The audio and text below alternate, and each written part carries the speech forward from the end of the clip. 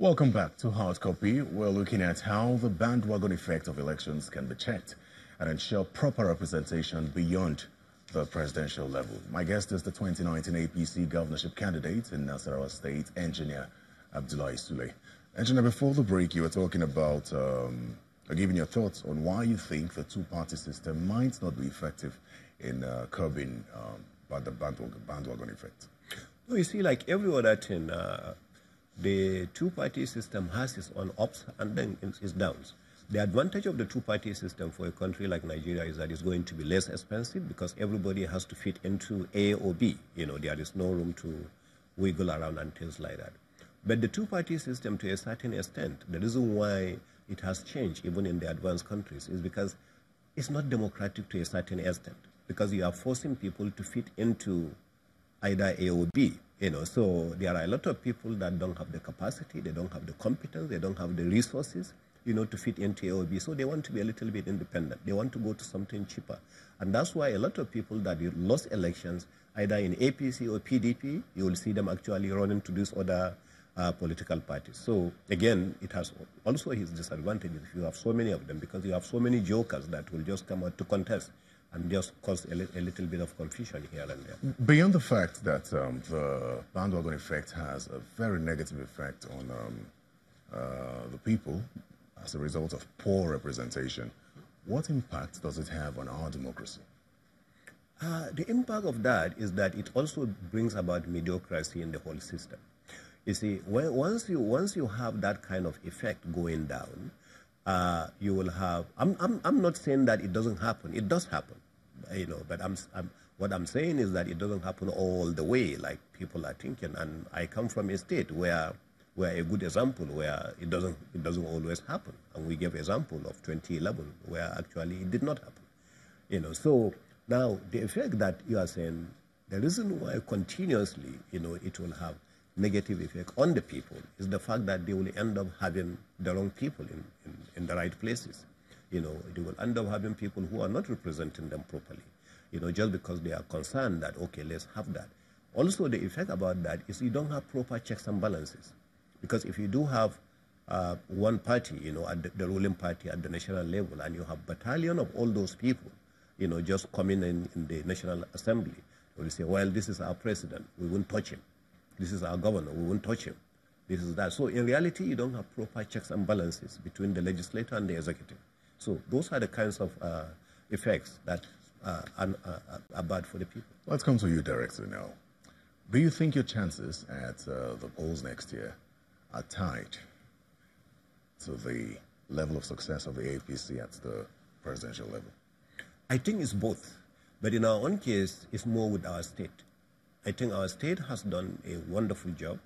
We have had a governor that has worked like no governor ever in the history of the state. So it's more about the blessing you've received from your governor. I think our governor has done a wonderful job. And he started his job before this government came into 2015. He came in the first 4 years as a CPC governor and worked in 4 years that actually was more than the 12 years of PDP in our state. And the remaining 3 years that he has put into the whole thing now has actually taken him into a certain level that the state had never seen. So your chances are tied to his level of success? Our chances are tied to your chances. APC. Your chances. I see you're speaking. I say ours. You know, okay. Yes, I'm the one going for the governor, but I'm not going as an individual. I'm going as a team. But then, that's also one of the things I think we should talk about. Should we be focusing on the campaign promises of the party or the campaign promises of the individual? I think the campaign promises of individual shouldn't go outside the campaign promises of the party. One of the things that a lot of people make the mistakes is to go and start making promises that the party has not even made. As an engineer, I didn't want to go into this blindly. So one of the things I did was to go into our own state and find out what does our state have? What can we do? How do we achieve that? What are we lacking? You know, so in that line, I check our own party manifesto of APC. Are they in line with what our state actually needs? Where they are, I actually capitalize on them and now mention how we are going to do them. Where they are not, I actually went ahead and be a little more silent on them. So that, because no party is going to tell you we're not interested in development. No party is telling you, no, we're not interested in employment. No party is going to tell you are not interested in all areas of industrialization and the rest of that. So these are the areas that we have taken, to capitalize on them without necessarily making promises. For instance, if our party said no free education, it will be wrong of me to go and mention free education. If our party says no... Why is that so? As much as it is the party in power, and you riding on the back of the party, it's your ideas. It's supposed to be what you have for the people, isn't it?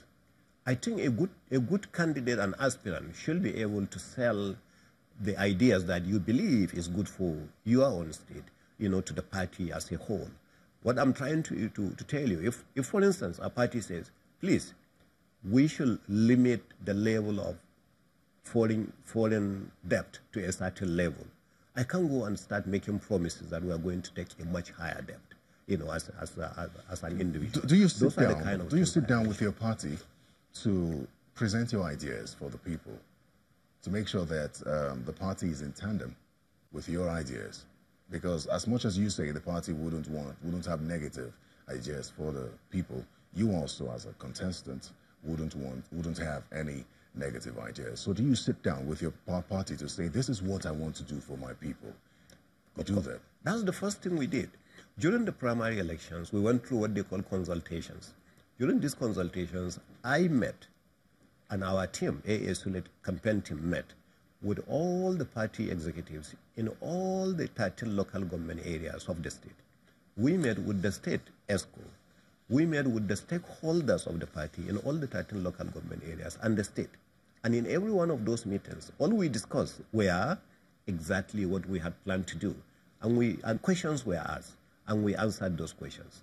And suggestions were made, and we took those suggestions into consideration. So, of course, the first point of consultation was actually the party. Okay, very well. Now, let's look at how we can improve representation at the state and local government level. Representation could be improved. Right now, I'm not even talking about improvement, really, because improvement in our own system to people will now increase the number of people. We have representations at all levels. Every state, for instance, in Nasarawa State, you have 147 wards. In these wards, each one has a councillor, and then you have a supervisory councillor. These two councillors are good enough to represent, actually. Then you have a chairman of the local government and a deputy chairman and the executive of that. So they are representing the local government. Then you have various other constituencies where you have members of the House of Assembly. You have members of the National House of Representatives, and then you have 3 senators. So if you talk about improvement, I don't want people to misunderstand that we have to increase this number. Number of what? Huh? The number of the representatives? Yeah, the number of representation. Is that the only way we can improve? That is what I'm saying. You see, a lot of people, I think the way we can improve that, in my own view, is to improve the level of competencies of these people who are going in there to represent us. Are they credible? Are they competent? Are they just money bags? Because sometimes they say in politics in Nigeria, you have to have money. So somebody with money and no education, no competence, no vision, to go and represent you. I think we need to change from that concept. We need to find people because they are competent, not because they are this tribe or that religion and this and that, to go and represent us so that their interest will be the constituency or the area that they are represented. I think that is one way we can improve that representation. Okay, but just before we go, I'd like to find out, basically, with regard to the level of why it appears as though Nasarawa has quite a low turnout, quickly, however, because we're running out of time, low turnout of voters during elections.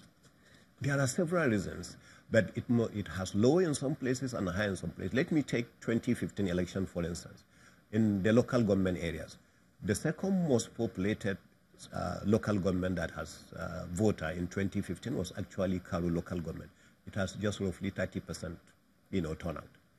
One of the highest in our own zone, but not the highest in the state, is actually Nasarawa local government. It has 77% there. So at an average, Nasarawa State had roughly about 50, which goes in line, 50%, which goes in line with what actually happens, in the whole country. So one of it is actually the voter apathy. You know, people are dying. Sadly, we're out of time. I'd like to say a very big thank you to you. Thank you so for much. finding time to come speak with us. Thank you very tonight. much. Thank you. Well, that's hard copy for tonight. The entire interview will be posted on our website, and that's channelstv.com. You can also watch it all over again. Feel free to send us your feedback using our email address or social media handles displayed on your screen. Thanks so much for watching. I'm Terry Ikumi. Good night.